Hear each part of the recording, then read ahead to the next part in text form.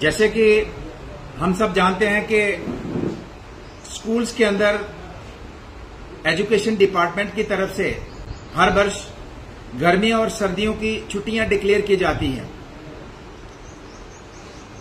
अगर बात करें इस बार की जो गर्मियों की छुट्टियां, समर वेकेशन, जो यहाँ की एडमिनिस्ट्रेशन, जो जम्मू कश्मीर की एडमिनिस्ट्रेशन एजुकेशन डिपार्टमेंट की तरफ से डिक्लेयर किया है कि 6 जून से ये छुट्टियां पड़ेंगी और इसकी कैलकुलेशन बनती है लगभग 35 डे, यानी कि इस बार जो गर्मियों की छुट्टियां होंगी वो 35 दिनों के लिए होंगी। अगर उसके कंपैरिजन में हम देखें कि इससे पहले जो विंटर वेकेशन हुई, जिसमें मैक्सिमम हमारा कश्मीर डिवीजन आता है और समर वेकेशन में मैक्सिमम जम्मू डिवीजन आता है,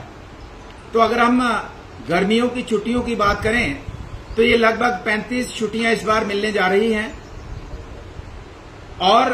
कश्मीर की अगर विंटर वेकेशन की जो इससे पहले पड़ी उसकी बात करें तो कश्मीर के अंदर जो सीनियर विंग के लिए वहां 16/12/2024 यानी कि 16 दिसंबर को सीनियर जो स्टूडेंट्स थे 11वीं 12वीं के, उनको छुट्टियां पड़ी। और जो स्टूडेंट्स छोटी क्लासों के थे, छोटे स्कूल्स थे, प्राइमरी या मिडिल, उनको 10 दिसंबर से छुट्टियां पड़ी। और उनकी छुट्टी अगर छोटे बच्चों की बात करें 10 दिसंबर से लेके 28 फरवरी तक छुट्टियां उनको पड़ी। तो अगर बात करें तो लगभग सीनियर विंग के लिए बात करें तो लगभग आपके 74 दिन 74 डेज। अगर जूनियर विंग की बात करें तो लगभग 80 दिन की छुट्टियां विंटर वेकेशन जो हुई कश्मीर डिवीजन और उसमें कुछ जम्मू का हिस्सा भी आता है, तो उनके लिए लगभग 80 दिन की छुट्टियां वहां के स्टूडेंट्स को मिली। और जम्मू संभाग में यहां के स्टूडेंट्स को, जबकि आप गर्मी का अगर सीजन देखें तो मुझे नहीं समझ आता कि कैलेंडर वही जो हर साल कैलेंडर है, गर्मी कभी जल्दी पड़ती है कभी लेट होती है, लेकिन ऑफिसर्स उसी कैलेंडर को कंटिन्यू करते हैं। हर वर्ष 5 और 6 जून को हमारी छुट्टियां पड़ती हैं, जबकि अब मई महीने में जहां चरम सीमा पे गर्मी होती है उसको नजरअंदाज किया जाता है, जब हमारे बच्चे फेंट हो जाते हैं स्कूल आते जाते वक्त। लेकिन एक रूटीन जो है कैलेंडर बना है उसी के ऊपर साइन करते हैं और डिक्लेयर कर देते हैं। तो मैं जानना चाहता हूं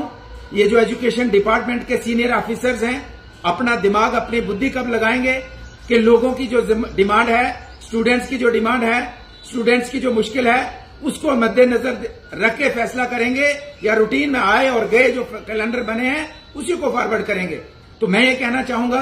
कि जम्मू कश्मीर एक यूनिट है, एडमिनिस्ट्रेटिव यूनिट एक है, और एक एडमिनिस्ट्रेटिव यूनिट के लिए 2 तरह के फैसले नहीं हो सकते हैं। या वहां के लिए भी आप 35 डे की छुट्टियां डिक्लेयर करिए इस बार, अगर वहां 80 दिन की हैं तो यहां तो आप 35 दिन में खत्म करेंगे, आधे से भी कम समय में। तो मैं ये कहना चाहूंगा, हालांकि अगर छुट्टियों की बात करूं तो मैं पर्सनली छुट्टियों के फेवर में नहीं हूं, लेकिन अगर कानून की बात करें, नियम की बात करें, तो नियम को देखें तो अगर कश्मीर और जम्मू एक एडमिनिस्ट्रेटिव यूनिट है तो दोनों के लिए एक तरह का फैसला होना चाहिए। एक इलाके के लिए एक फैसला और एक इलाके के लिए दूसरा फैसला, जबकि एजुकेशन डिपार्टमेंट एक ही है, एक ही डिपार्टमेंट है, एक ही मंत्रालय है, एक ही आपका कमिश्नर सेक्रेटरी है, और फैसले अलग अलग तरह से किए जाते हैं, जो कि सरासर गलत है। वहां बढ़ाई तो यहां भी बढ़नी चाहिए, यहां कम हुई तो वहां भी यही फैसला होना चाहिए। तो मैं एजुकेशन डिपार्टमेंट को कहना चाहूंगा कि 2 तरह के फैसले कतई कबूल नहीं है। आपको एक यूनिट है, एक यूनिट की तरह ही जम्मू कश्मीर रियासत को ट्रीट करना है और उसी तरीके से आगे बढ़ना है, ये मैं कहना चाहता हूं।